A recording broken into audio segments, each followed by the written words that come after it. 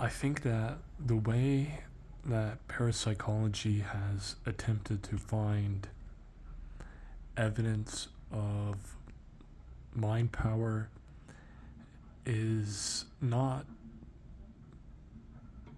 very accommodating to the facts concerning, or shall I say, theory concerning how this stuff actually works. In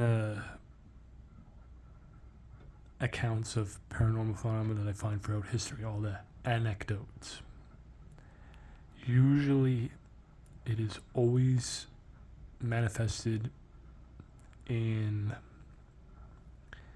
a time when there is great need or desire. For instance, a person may be lost in the wilderness and their life is in danger. So then they send out a telepathic message. Someone gets a dream then that they're lost, they're out there, they need help. They go out, send out a search party, they find them, that kind of thing. There needs to be a very intense desire.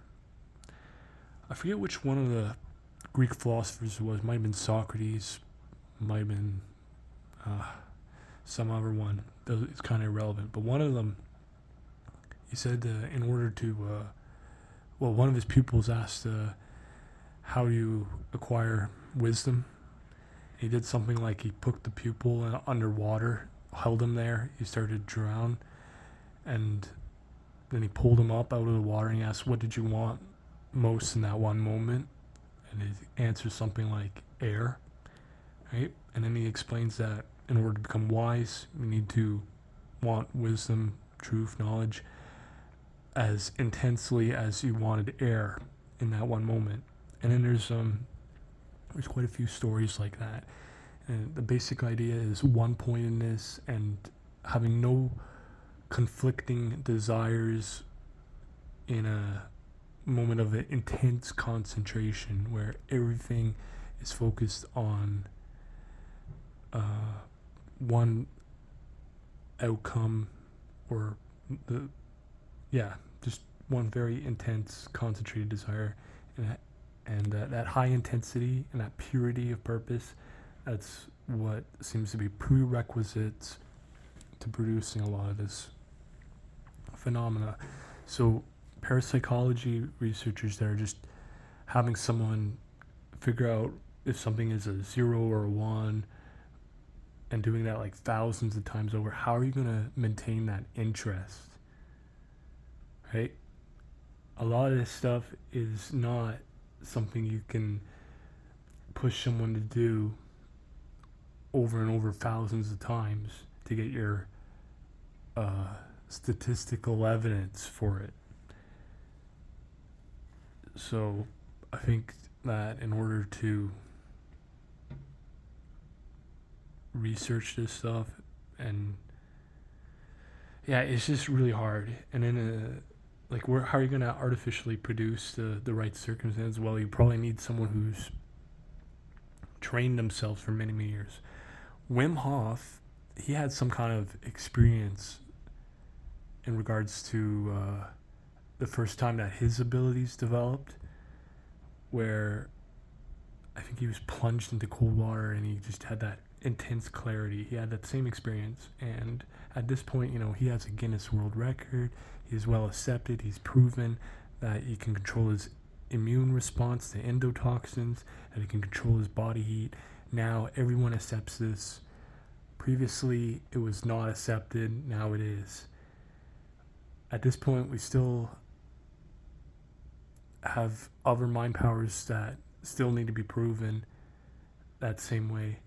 And I think, too, that the fear around this is an issue, too, in regards to studying it, making it become accepted. There is a lot of worry of persecution, whether it be from religious fanatics in your own community, disowning you or causing you troubles, or whether it's fear about the government turning you into a guinea pig and abusing you. And I'd have to say that those fears are well founded if you actually look into the CIA's uh, their accounts. If you go into the FOIA request room, you look at what the Russians were doing and how they pushed some psychics to the point of being like really sick, and I think some of them died trying to push them to do telekinesis and things. Yeah, that makes one concerned. But I also think at the same time we shouldn't be quite so concerned. I have seen some things like recently Hugo Logo on YouTube. He's some Finnish guy. He's just doing his thing out in the public, not really scared of anything. And then there's the fact that these debunker skeptics, they will see everything as fake. So at this point, with video editing, with deep fakes, with all the skepticism, I think you can go ahead and you can go demonstrate and do your abilities and put it up online, and you don't really have to fear, because at this point you're not likely to be persecuted or experimented on. You're just going to be mocked and ridiculed. I think that is the worst thing that will happen, and that's something to be concerned about. I know that in William Walker Atkinson's writings, in The Seclusion of the Adept, there's a chapter in one of his books, and there's another chapter in a different book, Nani Yoga, called Occult Miscellany, and it talks about almost the same thing. But anyway, Seclusion of the Adept, I think that's in his book on, like, the commentaries on Light on the Path, and he talks about how the masters will not come out and profane their abilities by showing off, because they do not want to be mocked and ridiculed, or like they don't want people to receive it in a bad way. And when there's something very sacred to you that you don't want to have that kind of feedback, yeah, then you're not likely to court the kind of experiences where that's gonna happen.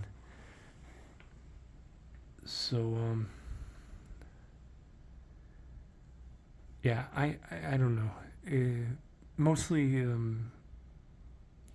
I think the time is such now that we should be able to do these things in the open. The other thing though is the health issue. As far as I see with telekinetics, especially the ones that I would consider legitimate, there seems to be exhaustion involved in this. And actually, for that matter, astral projection, and even, what lucid dreaming, which wasn't accepted either at one point. Like, there were seriously people doubting lucid dreaming was a thing just a few decades ago, and you were crazy if you believed in lucid dreaming. Now it's an accepted thing, but remote viewing, astral projection, not accepted yet. Lucid dreaming is accepted now. But anyway, if you are a lucid dreamer, and I have been all my life, I've had like really bad issues with insomnia. And the more extreme that you push in these mind powers, it seems to use you up in some way. So I believe, personally, and I'm working on this really hard, that you need to somehow clean up your mind, your thought stream, so that, first of all, it's all good, and that you don't have things flowing through your mind that are disturbing and cause issues. Because when you raise the higher energy level, then it becomes more intense. When you're not in that mental fog anymore, you're visualizing things perfectly clearly, and when you watch or do observe something, and it makes a strong impression in your mind, you don't want to have disturbing thoughts impressed into your mind, especially when they start to get to that point where they almost take on their own life. Like, the thought forms are really strong. And when you're becoming more sensitive to everything, then everything that you pick up onto, like, it becomes amplified, and it becomes harder to just be in certain environments, be around people of a certain mentality.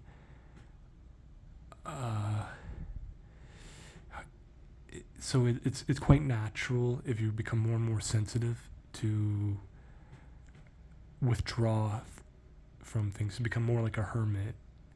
So I think that's a variable here, and why it becomes this paranormal phenomenon becomes so obscure, is that high sensitivity makes you unfit for being around in environments where things will disturb or upset the balance of your mind. And then, oh yeah, so back to the high energy levels and all that. So not only do you have to purify your thought stream and your character and all that before you raise your energy level, but once you do, you also have to figure out how to make it sustainable. So I'm working personally on trying to like get all my foundation strong so that my body and mind are very strong to begin with, and that way if I exhaust myself to some point I can hopefully rebound from it. And I have experienced lately that with some of the more overt paranormal phenomena that I've been going through lately, that it's just there's something about that's depleting. I've gone quite sick, and I need to figure out how to make this sustainable. If moving, like, let's say I get to the point where I'm doing telekinesis pretty regularly. If every single time I do a little bit of telekinesis, I become completely exhausted and sick for a whole week, that's not good. So if I can figure out how to really open up the flow of energy, make it sustainable, make it so that I can rebound from these things really quickly, or that I have such an abundance of energy that I only use up a little bit to do these things, and so that I'm never actually become depleted or exhausted, never overdo it, then I'll be fine. So it's kind of like exercise.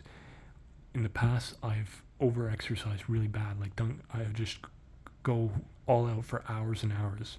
Lately, I only do 20 minutes a day of like isometrics and things, and I've gotten so strong. So less is more, quality over quantity, and I would not be surprised if this applies to mind powers too. I think that there maybe should be more emphasis on resting the mind, on practices that strengthen and build up the mind, and not so much on the things that exert oneself and use up one's vital power. I think you definitely need to do that in order to actually get good at influencing things and maybe picking up on things. But yeah, if you got the strong ESP, you feel really connected, feel really empathic. Like, I find that when I am in that high energy state and highly empathic, that any person that I interact with, I pick up their whole character and thoughts and everything, and I start to feel like I am them, and that really gets me carried away with things, and it can stick with me for a while until it kind of wears off and I find my center again.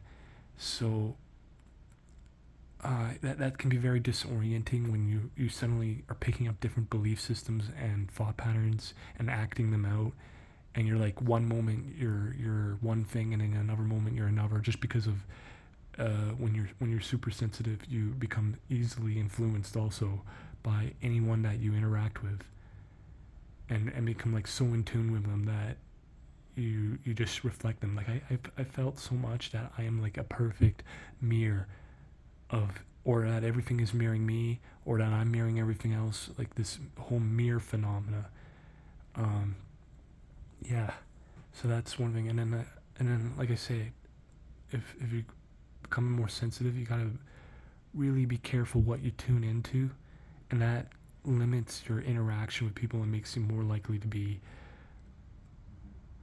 secluded, right? And then for an influencing aspect of things, like where you're just projecting some type of influence, it seems to be a very exhausting process. And I think I have to have a very high energy level, and I have to not overdo it.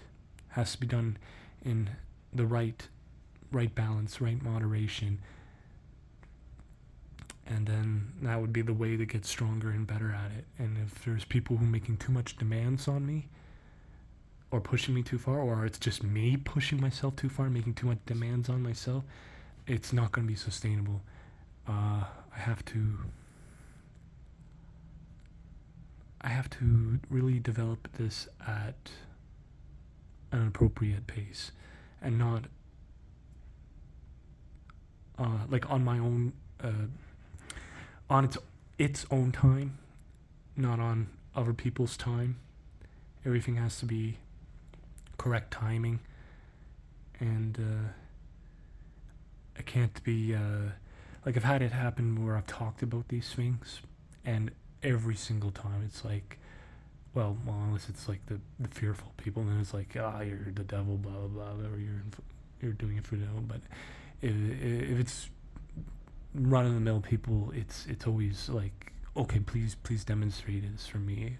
Do you want me to believe this? And it's like, I just want to talk about it. I don't really want to demonstrate it, or to like, I don't care what necessarily what you believe, because to me, if someone believes in this stuff, it doesn't mean anything to me if they're not actually interested in sharing their own experiences or developing it for themselves. So, like, let's say we're talking about telekinesis.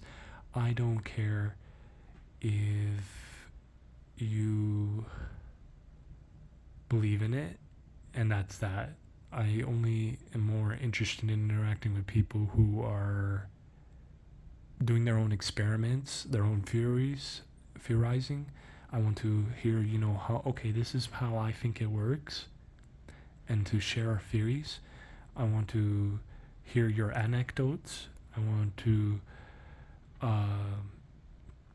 get better at it myself. That's the kind of people I want to interact with. There's thousands of people who will just be like, please demonstrate it for me, and they just feel entitled to my time and energy, that I should go out of my way to prove to them things. And in the past, I've done experiments with people with remote viewing, and I successfully prove it. And some of these people were just like strangers, and it's like, I proved it to them, and then I never had contact with them before that or after, and I have no idea what they went on to do with their life. Other people that I have been people that I've been in participating in, like, anonymous image board community. Like, they've been in my they've been posting on the same image boards as me for years and years, or they've been in certain social circles of mine for years and years. So it's like, they will testify about what they experienced with me, and some of them have been changed by these experiences to start researching it themselves, experimenting it. And so that, what I'm saying is, it's like a more valuable relationship when it's someone that you have a continual ongoing relationship or contact, or just like within your social circle. At that point, if there's more incentive to prove things, because they won't just be like, oh wow, okay, that appears to be a real phenomena, and boom, I never hear from him again. It's more interesting to have someone around you that's going to continue to be around you become aware of these things. So, yeah, if you're just like a stranger to me, I don't owe you my time and energy, and these things are not like, there's sacrifice in this. There's sacrifice of energy. I can get sick if I overdo it, and yeah. So these are my own experiences and some things I've understand about it that show you why this is going to remain very obscure. But I'm hoping that we'll get more people like Wim Hof who will push the boundaries as to what are the accepted powers of the mind. And if I can somehow myself get really good at some of these things and I can work out some of the problems that I encounter with this whole thing and get to the point where maybe I can easily produce some of this phenomena on demand, then hopefully I'll get to the point where I can interact with someone authoritative maybe and get it out there, get it to be an accepted thing in the way Wim Hof has. Maybe.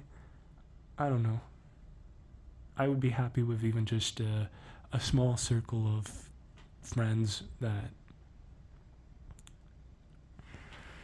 are into it, and we will develop our understanding together and get better at it.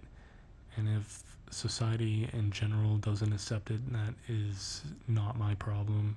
I generally do not like the masses anyways. But at the same time, I do want to help people in general by like, how do I explain, any kind of self-improvement thing, anything that makes people realize that their potential is greater than they might have previously realized. I just want to help people achieve greatness. Anyone that is aiming at that, and anything I can do to help more people achieve greatness, that's good.